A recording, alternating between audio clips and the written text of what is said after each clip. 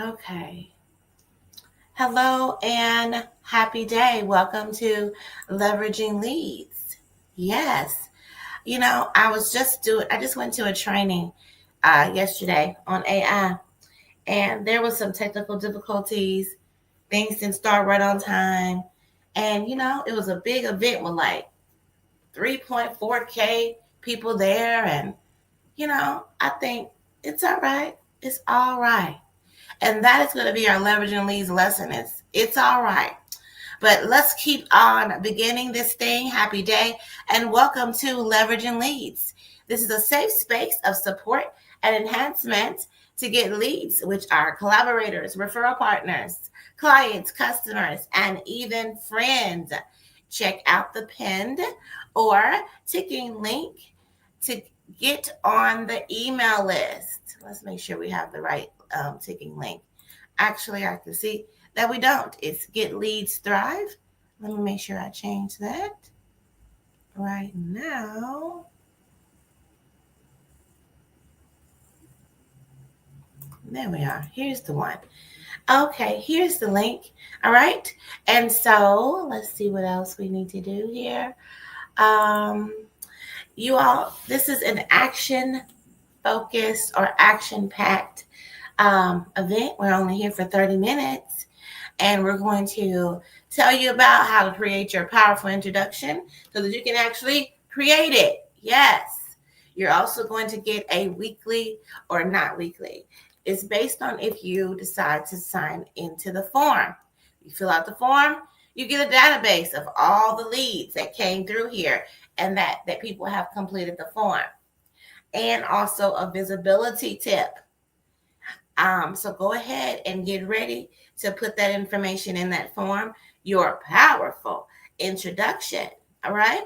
So first we're going to go over gratitude, then the ingredients of a powerful introduction, the examples of a powerful introduction, our leveraging leads lesson, and then if individuals that are watching would like to take a stab at sharing their powerful introduction, we would love for you all to take a stab at that at the end of our time today. Daily reiteration and declaration of who you are is vital to build confidence and call forth your desires. Yes. Thank you, everybody, for coming on in. Thank you for even watching the replay. Remember to let us know what you're grateful for. Okay. So, happy to have you here, Keisha. Please, can you share what you're grateful for? Um, yep, I am grateful for life. Yes, I'm wanting to get the engine going, so coffee is going to be my friend today. Yes, yes, I understand that. Let me go. Here we go. That's your first trumpet of wake up, wake up, wake up. All right, we're going to wake up and we're going to start our day. Happy day to you, Keisha.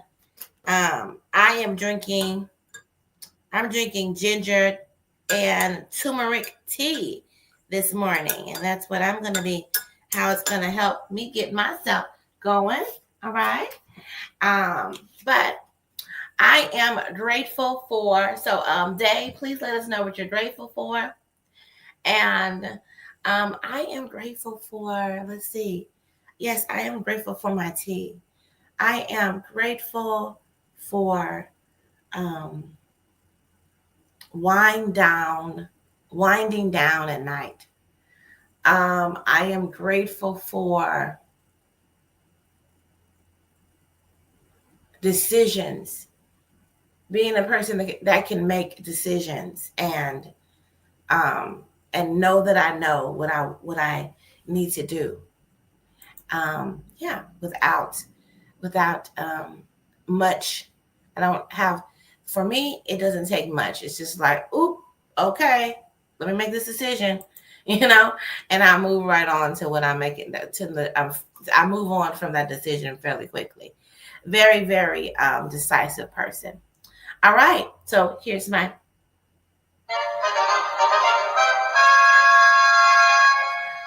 right. So let's see. Day that you put in what you were grateful for.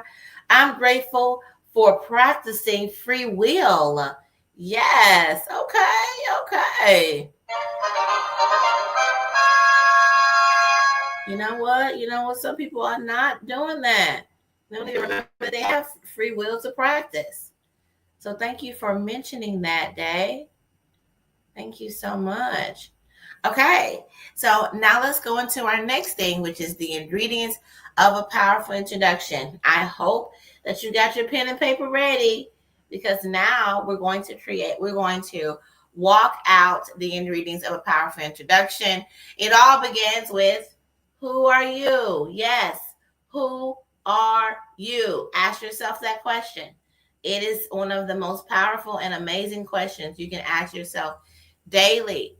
You know what? When something goes on in your life, anything, you know, you get around a rude person, or you're feeling conflict in your relationship, or you your boss says something to you or does something.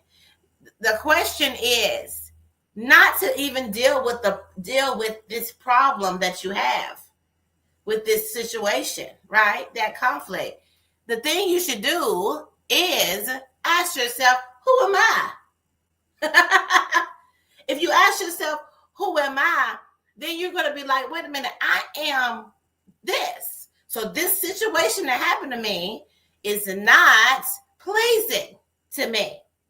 So since it's not pleasing to me, apparently I must be in the wrong place. I must be involved in the wrong situations. Okay? So then guess what? You have the power to recognize who you are and then operate from there. Okay? So, who are you is number one.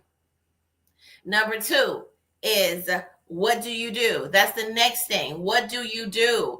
And when we're talking about what do you do, we're talking about what is your credentials, your title, the things that what are the roles that you would like to acknowledge when you are sharing this introduction with someone. Okay. The next thing is who do you serve? Yes. Who do you serve? That'll be the target market, a group of people that you're serving. And you would be very clear on who those people are. Why do you serve them? That's their pain points. What is the pain that they're having? What is the problem that they are saying that they have? And it usually is a problem that you had that you've been able to move away from, or you are very cognizant about it so that you then are putting solutions in place and you're just sharing those solutions. Solutions is the next thing. How do you serve them? It's that solution. Then going back, you have a story. You have a story that has been created from it being the problem being your problem, you getting to a point where you have a solution and then you're able to deliver it to other people. But the way that you were able to walk through it is your unique value proposition. What makes you uniquely purposed to serve them is when you write this piece in. All right. Then who do you want to meet? It's very important to be intentional about who you are wanting to meet in the spaces that you go.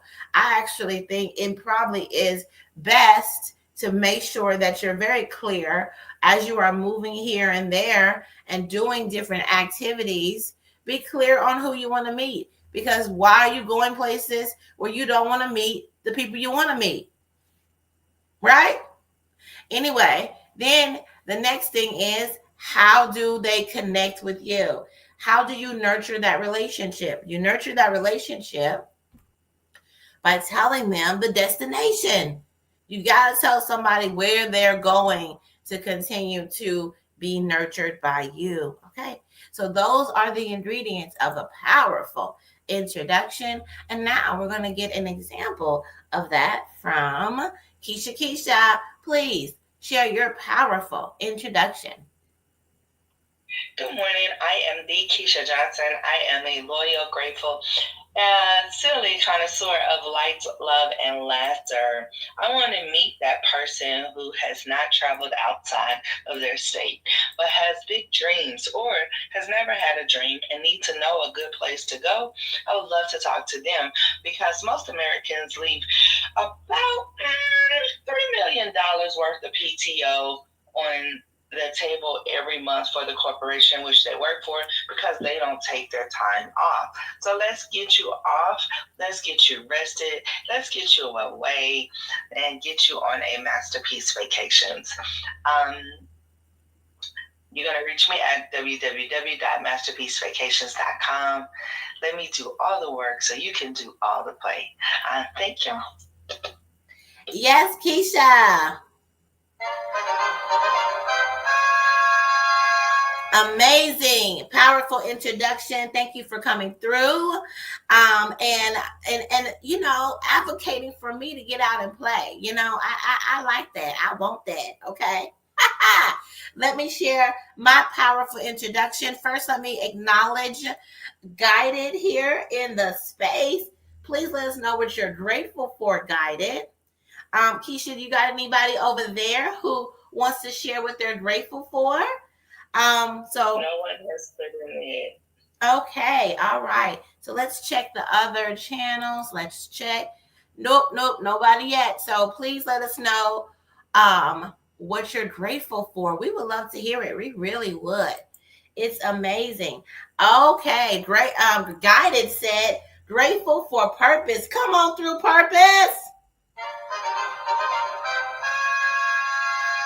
Yes. You know what? Love that you woke up on purpose, in person, in purpose. Grateful for purpose. Yes. Oh my goodness. Love hearing it. Oh my goodness. I love hearing people talk about what they're grateful for. It just makes me even more grateful. It is an energy, you all. It's an energy of excellence, of just centeredness and presence when you are in a state of gratitude. Let me share my powerful introduction. I'm Erica Kessie. I'm the son of the Thrivers, powered by love, wisdom, and celebration. I'm the universal mother. I am a multifaceted leader and creator. I listen, teach, lift, and bring clarity for activation and execution. As a therapist and CEO of Your Goal Concierge, we offer a plethora of options for leaders. Yes. And it all begins with commanding your thriving. But I don't want to talk about the Commander Club today. I want to talk about it's the holidays, y'all. It's the holidays. And I just put a post up today, and it says, it is confirmed my soul is tired. Lord have mercy. And if I know my soul is tired with all the efforting I do to make sure that I meditate and I center myself and everything else, I know that it's rough for people during this time. And I've always been a person that has been around for people during the holidays. I really am here. I even see people on the holidays as a therapist. But what I want to offer this year is holding space for the holidays, which is going to be a grief group. Okay. For all those people out there who are lonely and grieving, you leaders out there who need to be with someone, who would love to be with someone, we're starting on actually Tuesday, November the 25th, and we'll go until January the 6th. We would love to have you in the place if you are feeling lonely and grieving. You can go to bit.ly, bit.ly/YGC Thrive. YCG Thrive. And then you can go ahead and get yourself an intake and come on through and join the other people who have signed up for the grief group. Yes. All right. Thank you so much, everybody. All right. Now let's talk about this leveraging leads lesson. So excited about this today. The leveraging leads lesson is actually going to be, Lord, why I forgot what it was. Hold on. I'm gonna call it Who Cares? That's what it's gonna be called. Who cares? All right. I'm gonna call it Who Cares because I think that I recognize that some people and that we sometimes get caught up in situations, circumstances, interacting with people, and we're expecting for the people, the situation, the circumstances to change. But that is us trying to control others instead of us focusing in on who we are and who we should be in that space. If we are in a space that is not conformed to you, how you stand in the world, what you are specifically saying that your life is about, and you're in spaces and places and situations that are not fulfilling this pure essence of yourself, then you're the one that's abusing and neglecting yourself. Yes. The only situation where somebody they are their full selves and they cannot be empowered to get themselves in the right circumstances are children. When you become an adult and have autonomy, there is no reason that you should be suffering, that you should be in despair, that you should be sitting in hurt feelings and conflict. You should be actually maybe deciding what is the best plan that you should take in order to feel good. Now, let's step it back. Why is it important that we're talking about this regarding leads? Well, leads are all about going back. It is strategic planning partners. It is clients, customers, and even friends. And so these are relationships, right? And so a lot of times people have lots of different things that's going on in their relationships. So what I say is, this is a tip that I use. Well, I have two tips. One tip is recognize how you feel when you're interacting with anybody. It could be a client, customer, friend. If it does not feel like sunshine, okay, within 7 minutes of interacting with them, you should disengage. It doesn't mean that you don't want to engage with that person anymore. It just means at that very moment, they're not the best experience. So you are deserving of a life where you are having the best experiences. It doesn't matter if it's a client, a customer, a referral partner, your mama, your cousin. And as we're going into the holidays and us going and being around people who we have not been around, or maybe you haven't been around them because, anyway, I'm not even going down that road, but I'm just saying, disengage from this interaction because basically you are hurting yourself. You're reiterating the pain instead of recognizing who you are, honey, who you are, and really standing in that despite anybody else's behavior. Okay? The only behavior that you can change is yours. And that is you enduring circumstances and situations and people that are not the best fit. In the moment, Day says, I needed to hear this today. You ain't the only one. You ain't the only one. So let me just say that it's so vital that we really know who we are and we do not allow any situations to show up in our experience that are not what we want. This is our experience. You individually have an experience. And you can have control over that experience if you're radical about your thriving, and you say to yourself, no, I'm not going to allow myself, because it is an allowance. It's not anybody else's responsibility. It's yours. So that's it. So go ahead, Keisha, come on. So you said something very significant. Why 7 minutes? What is the significance of that 7-minute encounter? Well, in 7 minutes, you'll know. You will know. It's okay. 7 means completion. Gotcha. Okay. It means completion.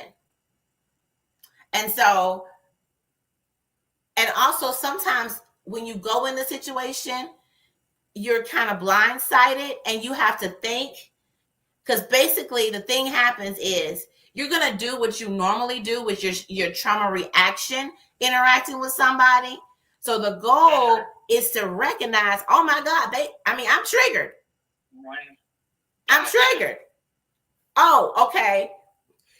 Because I'm triggered with this situation, I am not going to do what I normally do. Maybe I'm going to fawn. That means I'm going to try to please them.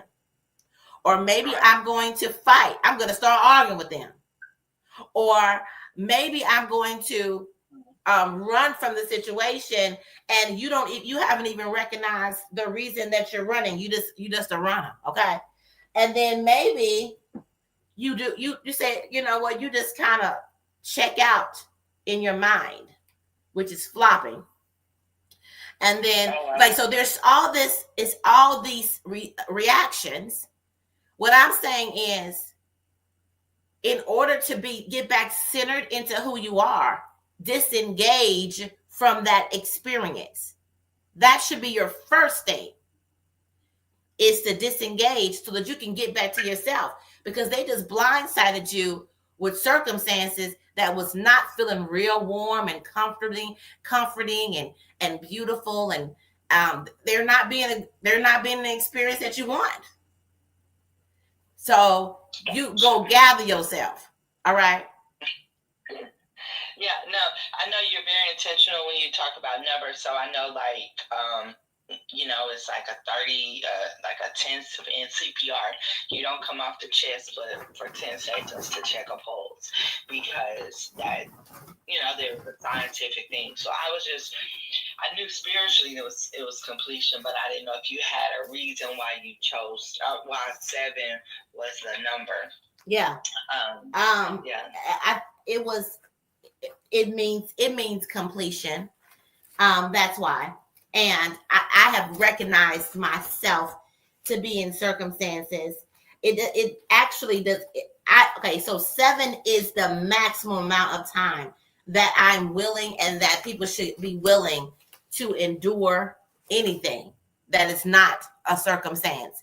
You don't even want to give yourself 7. If you can figure it out, for example, with me, I can figure it out faster than that. But sometimes it takes you about 7 minutes to recognize, wait a minute, I'm in a situation. This is not a good situation for me. Actually, also 7 means it's a testing ground. So you're testing out if this person is a good fit to be experiencing at that moment. It also means faith, and it also means vision.